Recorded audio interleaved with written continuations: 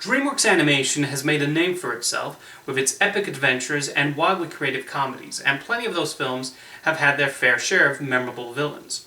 Some have been silly, while others serve as serious threats for the heroes. So I'm going to count down the antagonists that most stand out to me.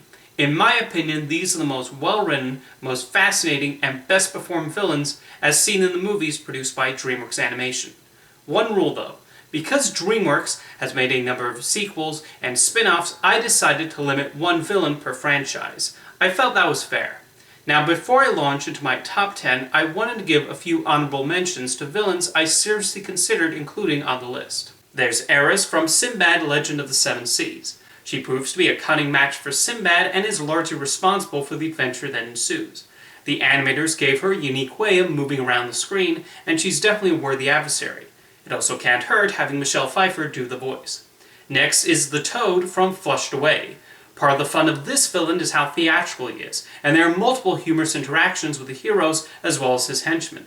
Add in a funny backstory and Ian McKellen giving an excellent vocal performance, and he's a memorable presence. And my third honorable mention is Professor Poopy Pants in Captain Underpants. Voiced by Nick Kroll with an over-the-top German accent, his ridiculous name is just one part of what makes him so funny, and the animators did a great job of making him leap off the pages of Dave Pilkey's book series. Now let's launch into my top 10. Queen Barb in Trolls World Tour. The idea of lands based on different musical genres was a clever one for the Trolls sequel, as is the concept of the hard rock trolls trying to take over. Through Barb, we get a worthwhile message about respecting other types of music beyond those that appeal to you. Rachel Bloom also goes all out when voicing the character, and it's hilarious seeing the contrast between Barb and Poppy. Her arc is well handled, and the musical performances also played a role in making her a villain to remember. Pitch in Rise of the Guardians. The concept of a boogeyman who gives children nightmares is already a strong concept for a villain, and the team behind this movie made him a worthy antagonist for the heroic fantasy figures who go up against him. As voiced by Jude Law, his abilities allow him to drain the abilities of the heroes and make children not believe in imaginative concepts. He also removes the Sandman out of the equation at one point. The filmmakers managed to explore the complex nature of the character and his motivations for why he does those things. Accompanied by a winged horse, Pitch puts up a fight during the action scenes. For this sort of superhero movie, Rise of the Guardians needed a villain who could serve as a threat for the heroes. Pitch definitely fit the bill. Dave in Penguins of Madagascar. As I said at the beginning, DreamWorks has a number of truly silly villains, and Dave the Octopus is definitely one of the most ridiculous. He's an octopus who is jealous that penguins are cuter than him, and decides to uglify them. It's an absurd plan that's befitting the wacky tone of the movie. John Malkovich knows exactly the right way to voice this character, and the animators pull off some impressive movements with his multiple legs as he runs across the screen. Dave is even joined by an army of other octopi, which leads to a hilarious running gag where actor names are turned into puns, and this bit gets funnier and more over the top each time it's used.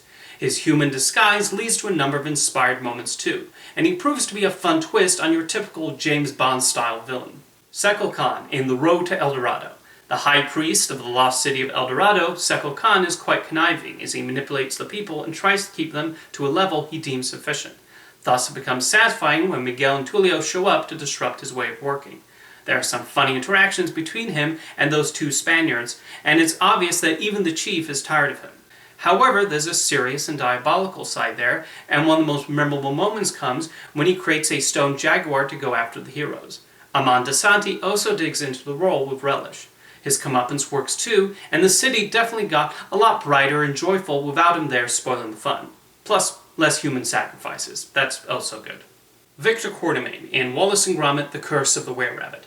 Hilariously voiced by Ray Fiennes, there's some big laughs when Victor enters the scene. Whether he's confronting Wallace or trying to look impressive to Lady Tottingham, his pompous personality is responsible for plenty of funny lines.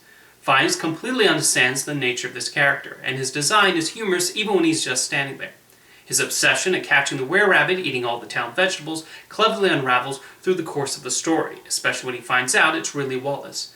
Victor is an easy character to root against, especially when he tries shooting at Wallace, but it's also funny when he deals with the residents of the town and their outlandish behavior. Wallace and Gromit dealt with some great villains in their shorts, and Victor Quartermain was another example of Nick Park's ability at coming up with humorous foes for this cheese-loving duo. Grimmel in How to Train Your Dragon: The Hidden World. Hiccup and Toothless first dealt with a giant dragon, forcing the other dragons to do his bidding. Then there was Drago, a ruthless antagonist responsible for one of the saddest moments in the series. All strong villains, but I think Grimmel in the third film is the best of the lot. Basically representing what Hiccup could have ended up had he chosen a darker path, he's definitely an intelligent person, not to be trifled with. His plan to eradicate the dragons already makes him hateable, and the steps he takes show how determined he is. F. Murray Abraham gave an excellent vocal performance as Grimmel, capturing the way he taunts Hiccup with his words. Grimmel is an example of one of the themes of the film, that there will sadly always be those who see animals with hate rather than admiration. Fairy Godmother in Shrek 2. Lord Farquaad was a great villain in the first Shrek, and with the sequel the filmmakers managed to create an even better obstacle for our favorite ogre. She's extremely manipulative in the way she messes with Shrek, Fiona, and the King of Far Far Away, and schemes to have control of this fairy tale kingdom. Jennifer Saunders brings the required bite to the role and successfully transitions between appearing sweet to showing the evil side underneath. Her musical rendition of I Need a Hero is a highlight of the entire Shrek series too. It's a fantastic performance that fits brilliantly with all the on-screen action going on in the climax. The sequence has gotten more and more praise since Shrek 2 was released, and for good reason. There's also the almost Oedipal relationship she has with her son, Prince Charming. The addition of the fairy godmother added another element to Fiona's backstory and why she was stuck in that castle, and was certainly a lot of fun. Mrs. Tweedy in Chicken Run. The main inspirations for Chicken Run were prisoner of war movies like The Great Escape and Stalag 17, and Mrs. Tweedy definitely fits the role of the commander carefully watching over the camp. Her hatred for the chickens and annoyance at her husband come through in every scene, and directors Peter Lord and Nick Park chose the right places to put the camera. In a significant number of scenes, Mrs. Tweedy is seen from the point of view of the chickens, making it understandable why they fear this woman so much. The smart script gives her plenty of memorable deadpan lines, and Miranda Richardson is both hilarious and evil in the role. And when she decides to turn the chickens into pies, we see a further side to her menace. Watching Mrs. Tweedy gives good reason for why the chickens are so desperate to escape. Rameses in The Prince of Egypt. In telling the famous story of the Exodus from Egypt, filmmakers took the interesting approach of focusing on the fact that Moses and Rameses grew up together. That adds an additional dilemma to Moses' wish to free the Hebrew people from slavery, and the film explores how their brotherly bond falls apart as a result. While Moses was able to retain a humanity when he ran off into the desert and eventually comes across that burning bush, Rameses grows deeper into hatred. The movie also shows his stubbornness even as the 10 plagues arrive in Egypt. Ray Fiennes gave an excellent performance, showing the glee with which Rameses commits certain acts and his growing irritation with Moses in his plea to let my people go. The Prince of Egypt is a fantastic adaptation of this long-told saga, and the relationship between Moses and Rameses is one reason why. And my number one favorite DreamWorks Animation villain is Lord Shen in Kung Fu Panda 2. This franchise featured some fantastic villains. Both Tai Lung in the first film and Kai in the third were really well-realized foes for Po the Panda and the Furious Five.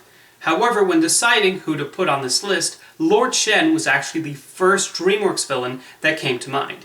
He ticks off all the needed boxes for memorable and impactful antagonists. He's diabolical in his plans, and his motivations are fully explored.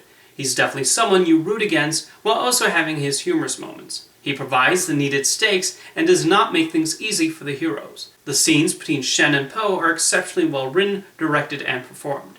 Gary Oldman is often typecast as villains, and Shen shows precisely why. The decision to make him a peacock was also inspired, as that's not normally the animal one would expect to be a villain in an animated family film. His design is fantastic too, and the use of his feathers was creatively done. Then there's the way the filmmakers connect Shen to Po's backstory, which leads to maybe the most heartbreaking scene in the entire trilogy. His actions are truly despicable, which added a further need for Po to defeat him and stop his villainy. All that is why Lord Shen tops my list. Now tell me who your favorite DreamWorks Animation villains are, and I'll see you next time.